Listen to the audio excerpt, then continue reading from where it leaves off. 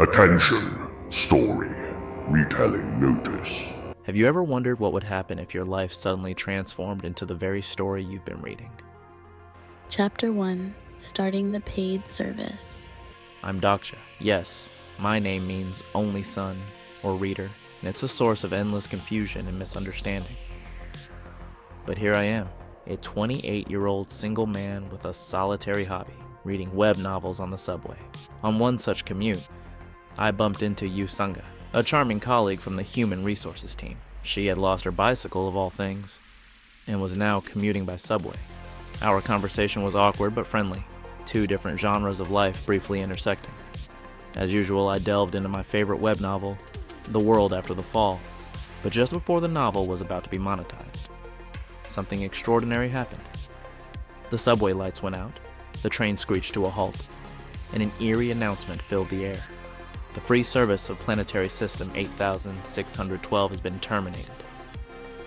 The main scenario has started.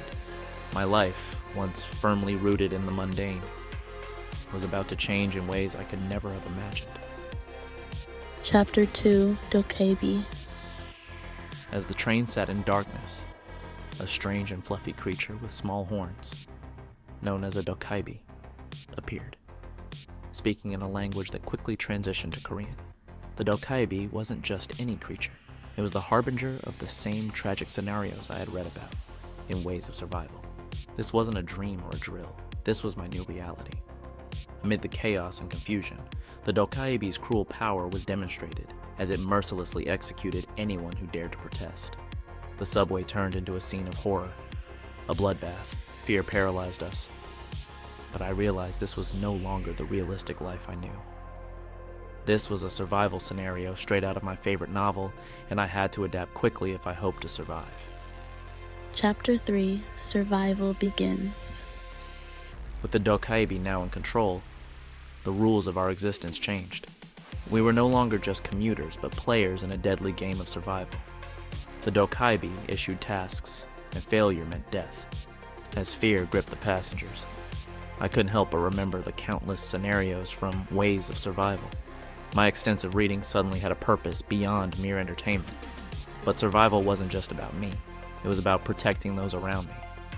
Like Yusanga. Her fate, intertwined with mine, pushed me to tap into strengths I never knew I had.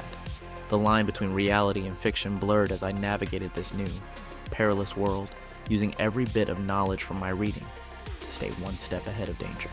What would you do if your life turned into the plot of your favorite story?